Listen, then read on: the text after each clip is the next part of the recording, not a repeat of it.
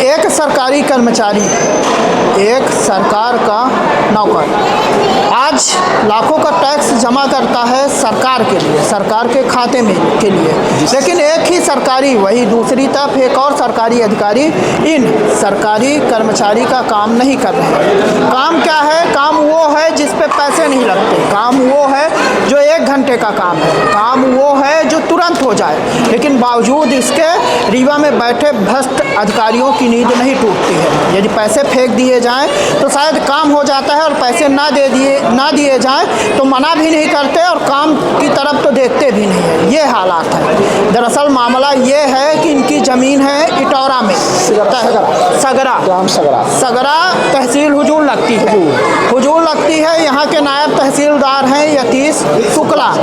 ये कम से कम 50 बार उन यतीश शुक्ला जी से मिल चुके हैं। लंबी कुर्सी में बैठे यतीश शुक्ला इन्हें कह देते हैं कि मैं भी ब्राह्मण हूँ, आप भी ब्राह्मण, काम हो जाएगा। लेकिन यतीश शुक्ला अपनी कुर्सी से उठ कर के उस ज़मीन तक नहीं जाते कि उसका सीमांकन करवा दे। जब ये एसडीएम अनुराग तिवारी से मिलते हैं तो अनुराग तिवारी कहते हैं कि जा करके नायब तहसीलदार से मिल लीजिए, अच्छे आदमी है, हो जाएगा। एसडीएम साहब अपनी कुर्सी नहीं छोड़ते, अपनी कलम नहीं चलाते कि इनका सीमांकन हो जाए। ये पढ़े लिखे हैं, लाखों कमाते हैं, लाखों टैक्स देते हैं, लेकिन सोचिए कि भ्रष्टाचार इतना हावी है, सरकार जो अधिकारी हैं वो इतने लापरवाह हैं, इतने कामचोर हो चुके हैं कि इनका काम नहीं हो पा रहा है। सोचिए जो गरीब है, जो पढ़ा लिखा नहीं, अंगूठा छाप है, उसके लिए अधिकारी क्या कहते हैं? उसके लिए यही अधिकारी तू तड़ाक करके बात करते होंगे और भगा देते होंगे। आज क्या है मामला मैं जान लेता हूँ। क्या नाम है आपका? मेरा नाम ब्रजेंद्र कुमार द्विवेदी। मैंने कहाँ से आए हैं आप? मैं तो अनूपपुर में सर्विस करता हूँ, नौकरी करता हूँ, साउथ ईस्टर्न कोल फील्ड में क्लर्क हूँ। मेरी ज़मीन यहाँ सगरा में 2005-06 में मैंने क्रय किया था। आराजी नंबर 426/4 रकबा 0.16 हेक्टेयर, सगरा, पटवारी हल्का सगरा, राजस्व निरीक्षक मंडल इटौरा, तहसील हुजूर नगर, जिला रीवा मध्य प्रदेश में स्थित। 2005-06 में मैंने क्रय किया था। ब्रिज गोपाल मिश्रा से मैंने ख़रीदा था। ख़रीदने के बाद हमने बाकायदे उसको चारों तरफ से पिलर करवा लिया था। पिलर करवाने के बाद उसकी एक बार सीमांकन भी हो चुका है, लेकिन सीमांकन में आपत्ति, भूमाफिया, वहाँ के कुछ भूमाफिया लोग उसमें आपत्ति लगा दिए थे, जिसमें से कि मेरा वो नहीं हो पाया था। इसके बाद पुष्टि आदेश पेंडिंग थी। इसके बाद हमने, तब से मैं कंटिन्यू प्रयास कर रहा हूं कि हम सीमांकन करवा लें। सीमांकन करवाने के बाद हम घर बनवा लें। मेरा घर कहीं पर नहीं है, मैं घर बनवाना चाहता हूं। मेरी ज़मीन है, उसमें मकान बनवाना चाहता हूं, लेकिन कुछ भूमाफिया वहीं के जो काशीनाथ, ब्रिजगोपाल, ब्रिजनाथ, ब्रिजभूषण और एक उनके चाचा का लड़का का नाम कुंदेश्वर, ये लोग मुझे वहाँ पर घर नहीं बनवाने देते, मुझे परेशान करते हैं। कहते हैं कि हम आपको मकान नहीं बनवाने देंगे, आप अपने ज़मीन का सीमांकन करवाइए। कई बार मैंने सीमांकन के लिए आवेदन दिया, जगह जगह कई बार हमने हल्का पटवारी अर्चना सिंह मैडम वहाँ की हल्का पटवारी हैं, कई बार मैंने उनसे मौखिक रूप से मिला। वो बोले कि आप आवेदन दे दीजिए, लोक सेवा केंद्र में जा करके आवेदन दीजिए, मैं आपका सीमांकन कर दूंगा, लेकिन झूठा आश्वासन कर दूंगा और करती नहीं है। श्रवण कुमारी senior secondary school Chirhula Rewa, जहां इस समय चालू है फ्री एडमिशन। जल्दी आएं और अपने बच्चों के बेहतर भविष्य के लिए एडमिशन करवाएं। नर्सरी से 12वीं तक।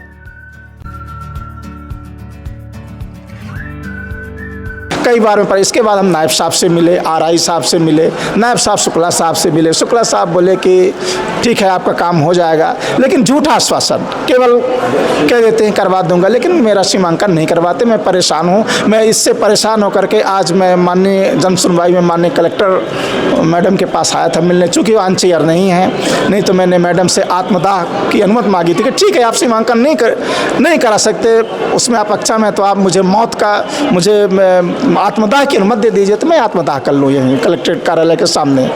तो ना तो मुझे ना तो मेरा सीमांकन हो रहा है, ना मेरी मौत की अनुमति दे रहे हैं लोग। कब तो भटक रहे हैं आप? मैं आज करीब 5 साल से भटक रहा हूँ।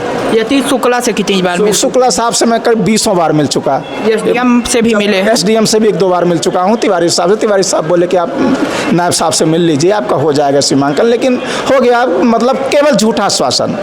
कोई क्या कहते हैं? शुक्ला साहब बोलते हैं कि मैं आपका करवा दूंगा, लेकिन नहीं करवाते हैं। बस केवल पहली बार कब मिले थे उनसे आप? पहली बार मैंने करीब 6-7 महीने पहले मिला था। वो बोले थे कि मैं आपका सीमांकन करवा दूंगा, आप आवेदन दे दीजिए। लेकिन मैंने आवेदन दिया, सीमांकन नहीं हुआ। फिर मिले तो बोले कितने सालों से आप भटक रहे हैं? तो मैं कहा साहब मैं 4-5 साल से भटक रहा हूँ। उसके पहले जो नायब साहब थे उनसे भी मिल चुका हूँ। तो करवाते करवाते सीमांकन उनका ट्रांसफ़र हो गया, और जब से आप आए हैं तो आपसे मिलना शुरू कर दिए हैं। तो आप कहते हैं करवा दूंगा, तो बोले कि अभी क्या है अड़चन, क्या है, क्यों नहीं करवाना है। पता नहीं, अड़चन भी नहीं बताते, क्यों नहीं करेंगे ये नहीं बताते। इरादा क्या है उनका, कुछ समझ में आता है कि कुछ मिल जाए? इनका इरादा ये है कि इसी प्रकार से भटकते रहे, परेशान हो, और ये मतलब भूमाफिया के, हमको ऐसा लगता है कि भूमाफियाओं के ये प्रभाव में है, इसलिए ऐसा ये कह करके और टाल देते हैं और मेरा सीमांकन नहीं कराते हैं। मैं 5-6 साल से लगातार विधि पूर्वक आवेदन पत्र देता हूँ। आवेदन पत्र दे करके यही मतलब चक्कर लगा रहा हूँ।